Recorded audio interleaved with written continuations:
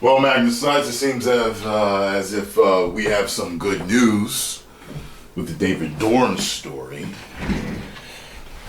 Still sad though, because it's like, whenever I see stuff like this, all the stories and this, like I said, this is like, I don't watch the news. I still don't, even though I've started doing some of these videos for you guys. I still don't watch the news because I hate seeing stories like this where a good person's taken from you. Oh, we caught the killer. Yeah, but we still can't get them back. You know what I mean? There's an old saying, growing up, I would always hear my mom, my aunts, my uncles, grandma, grandfather, I would hear them say this. Of course, they're not going to do it because, consider our state of being now civilized. But I've always heard older folks say, look, whenever somebody's raped and killed or raped or a child is murdered or somebody's murdered, I say, just give the guilty sumbitch to the family. Let them decide his or her fate. I'm sure they will definitely get what they deserve if you give them to the family. So it says here, man charged with murder of retired St. Louis policeman David Dorn. Now it says here, charges were announced against a 24-year-old Stefan Cannon on Sunday. A 24-year-old man has been charged in connection with the murder of retired St. Louis police captain. Retired St. Louis police captain David Dorn was found shot to death outside of a North St. Louis pawn shop after a night of unrest in the city. Dorn was found on the sidewalk with a gunshot wound outside Lee's pawn shop and jewelry on June 2nd.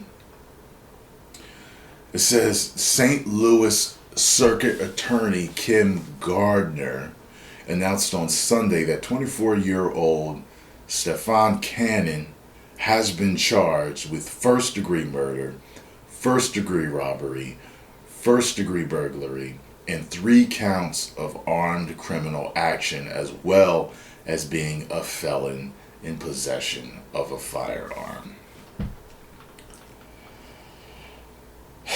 According to charging documents, surveillance video showed a Pontiac G6 pull up alongside the pawn shop, and multiple people from the G6 entered the store.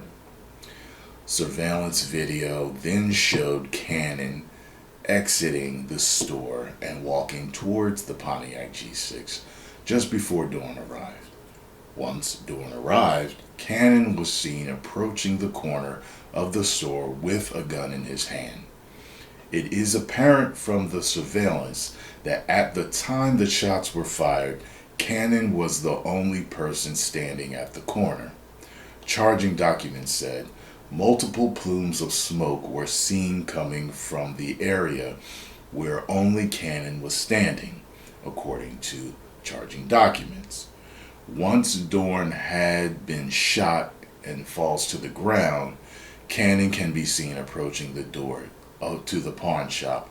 Charging documents said a television taken from the pawn shop was recovered at the residence where Cannon was arrested.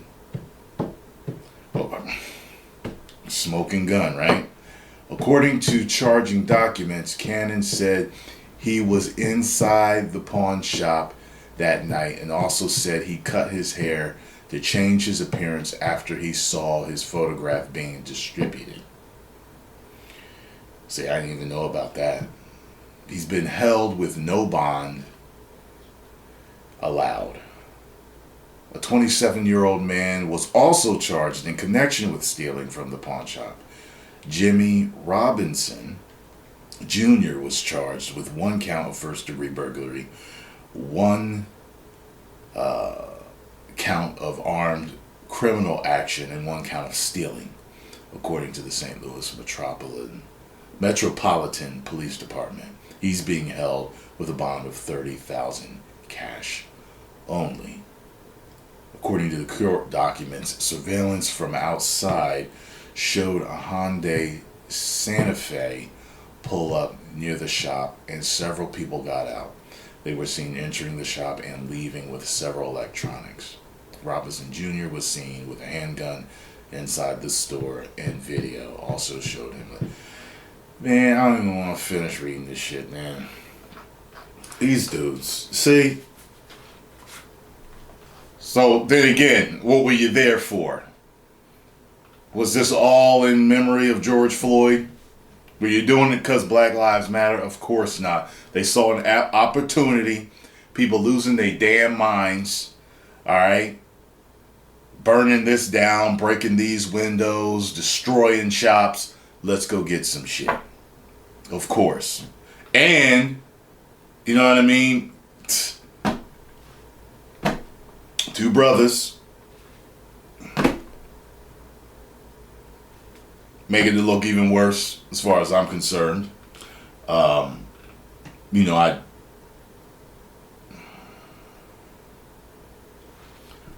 trying to think about how I want to express myself at this moment.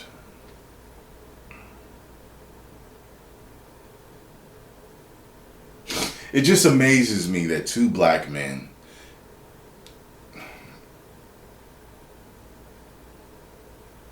not the second one, but yeah. No, it just amazes me that two black men thought it was okay to go out and shoot an elderly security guard. He was doing security while everybody else is rioting. I mean, like, people are angry around the country because a black man was unjustly killed in the middle of the street by a possibly racist cop. And you've, like, the thought in your mind is, let's go get some free shit and kill a brother if we have to. Like, I don't get that. You know what I mean? Like, there's just people that don't care about their own people. And they don't care about people, period, man. I don't know. There's some heartless, cruel, cold motherfuckers out there, man. Still trying to articulate this, like how I feel without it getting... If I was the judge, they never get out. Never get out. You know what I mean? And, you know, people are light on death sentences now. I've always believed that, you know, an eye for an eye. I really have. I really have. Not in every single instance, but something like this, it's an eye for an eye. You know what I mean? You could shoot somebody in cold blood like that. A good person at that. It makes me sick. I get so sick and tired of seeing this shit. I really do.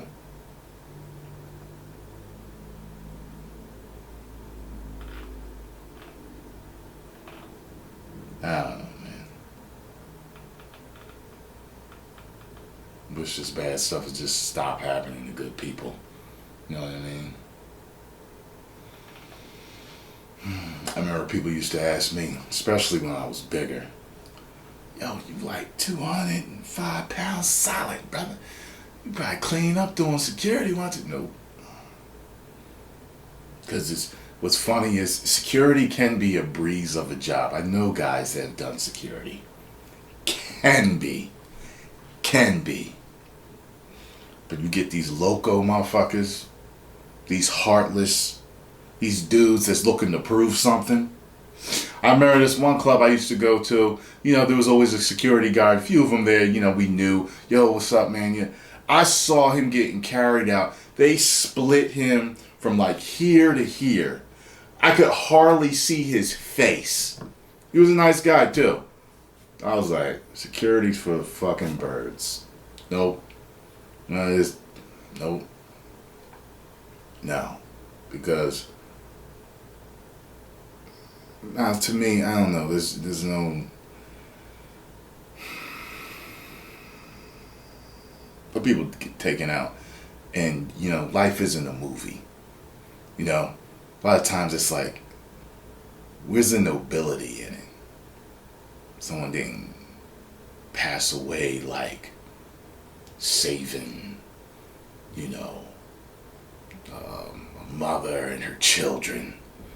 They didn't jump in the way, push someone out, and they got struck by a bullet. Nothing like, you know, movies heroic like that. And there's stories like that out there, but you get some idiots that are looting and rioting that don't give a damn about the next black man, and they are black, going out and doing that. You know what I'm saying? I can't stand when I see that, when I see my own people not caring about their people. You know what I'm saying? Some of y'all gonna say, it's a care about all people. Yeah. Right now I'm talking to black people. You know what I'm saying? Okay, no matter who you are, what color you are, you need to stop killing your own people. But right now I'm talking to my people. Okay? Okay. Black on black crime is a myth to me. To me, in my personal opinion. Because no matter where you're from, if you're white, you normally live all around white people. And those murders where you live are done mostly by white people. If you're Chinese, okay, there's a billion of them over there. I guarantee you the majority of the murders are by other Chinese people. If you're in India, I guarantee you the majority of the murders are from other Indian people. If you're in Africa, I mean, I could go all around the world. It's where it's going to be. We could get on the thing on how crime is economic, but I'm not gonna take it there. I've ran it long enough. It's a shame. Throw the whole fucking bookcase at these dudes. And get David Dorn justice.